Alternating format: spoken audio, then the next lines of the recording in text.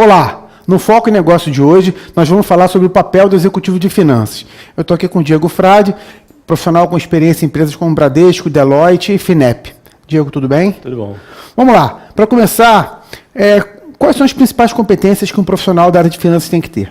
Bom, professor, eu acho que o profissional de finanças deve ter, primeiro, uma boa capacidade analítica. Você vai ter que ter, vai lidar com muitos dados e vai ter que saber explorar esses dados. E o segundo ponto principal, eu acredito que seja você estar antenado com o que está acontecendo ao seu redor. Porque muitas das variáveis macroeconômicas vão interferir no que ele estuda, naqueles materiais que você está lidando. Tá, esse é um ponto interessante, porque é o seguinte, muita gente costuma achar que a área financeira é contas a pagar, contas a receber e governança. E que um profissional de finanças, depois que ele aprende essas ferramentas, ele consegue militar em todo tipo de empresa, todo tipo de segmento. Isso não deixa de ser uma verdade.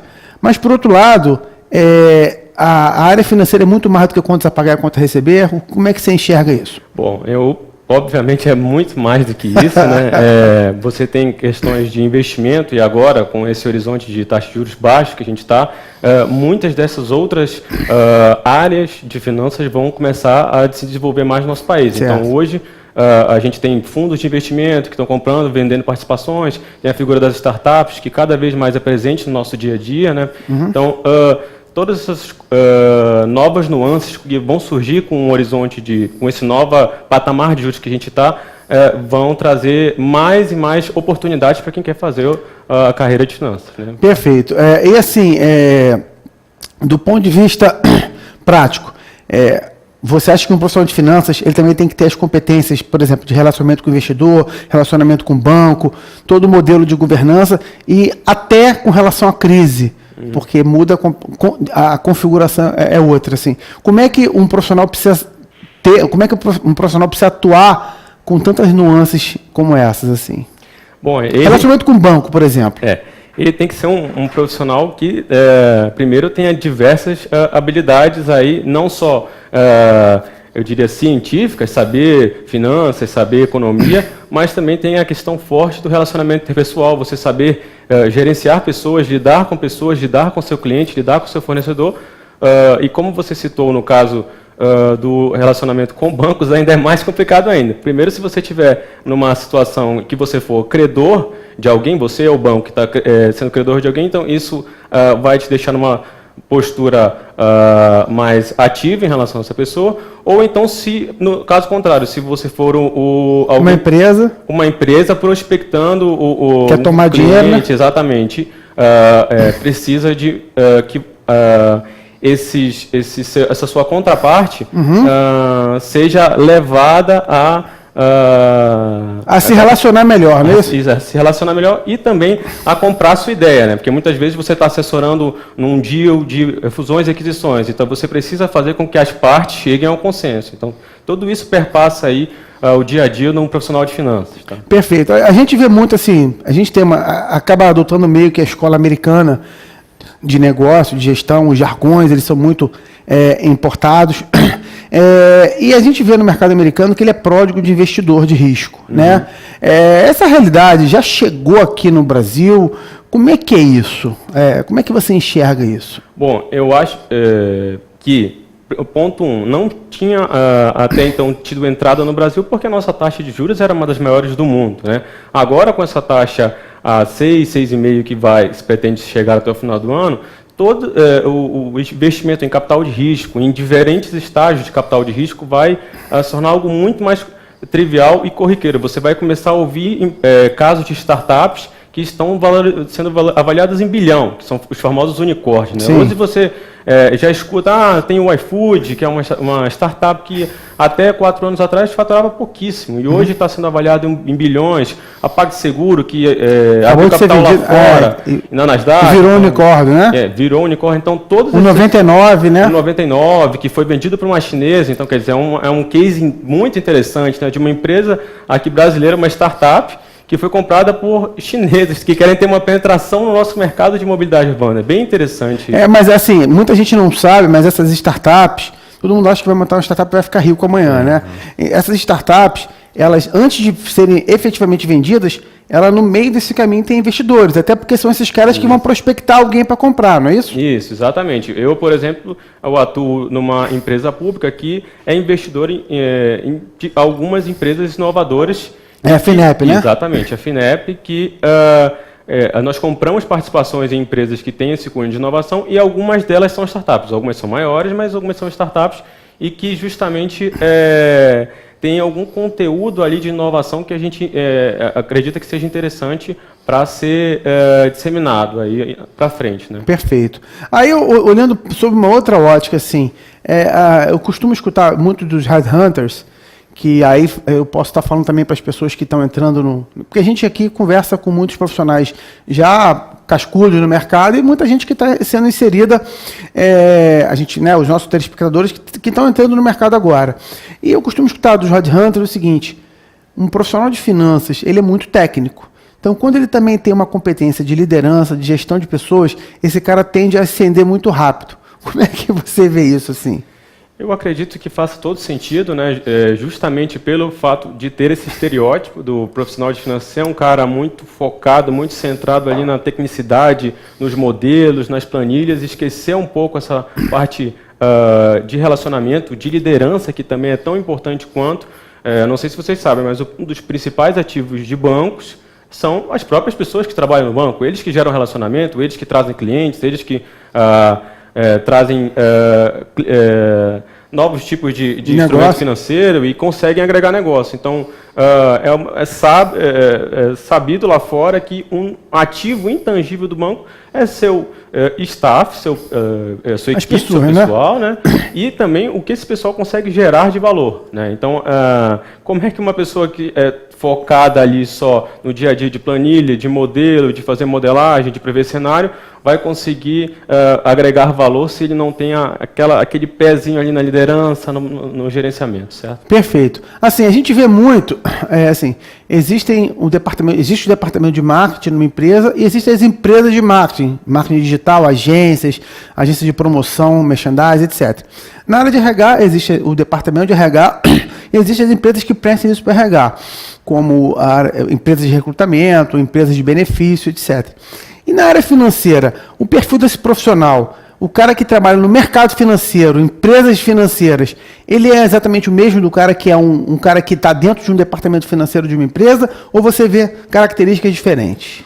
Olha, eu já tive 2 experiências em 2 segmentos do mercado bem distintas, tá? Então eu já fui de tesouraria de banco, que é esse perfil mais de mercado financeiro, que você vê na mídia, que é o cara que fica com esse fonezinho aqui operando, mas eu também já fui de uma consultoria, que é a Deloitte, Sim. e eu trabalhei com valuation. Ali é bem diferente, ali você você tem clientes, você presta assessoria e consultoria para o cliente, então, na verdade, a cada trabalho, a cada projeto, você tem que se adaptar ao seu cliente. Então, não é simplesmente uma rotina de cotidiano.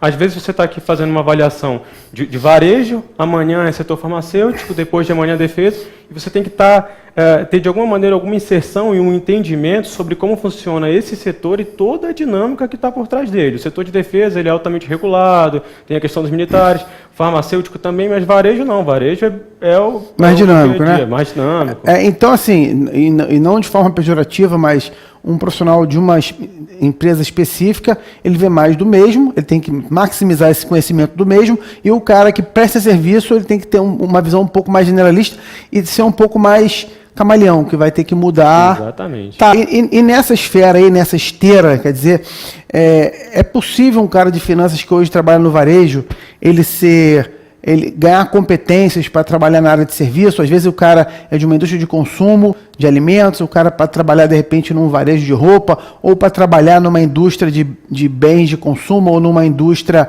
de infraestrutura pesada. É fácil andar por vários tipos de segmentos, de setores da economia?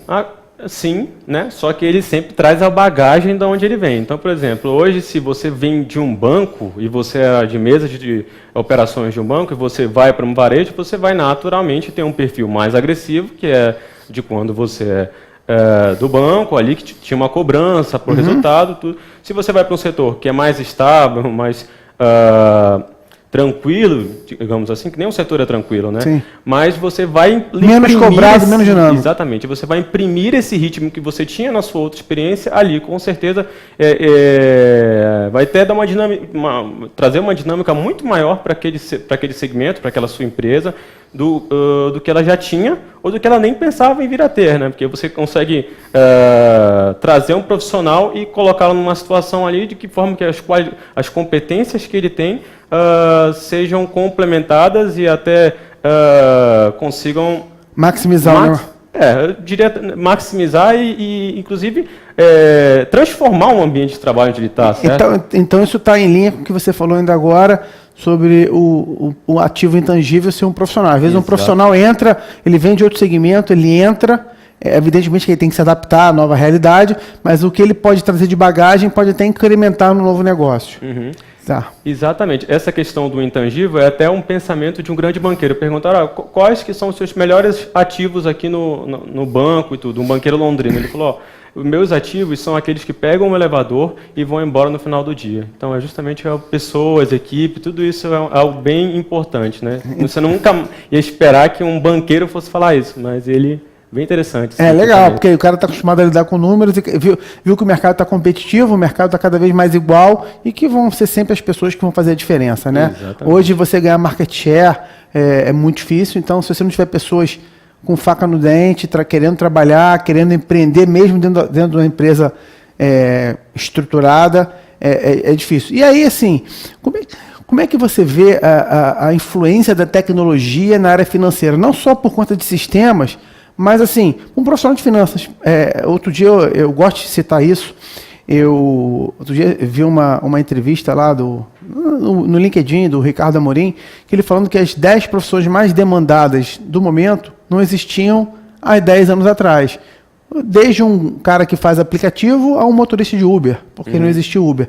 Então, assim, o quanto a tecnologia, lato sensu, de um modo geral, ela precisa estar dentro da realidade do novo profissional de finanças.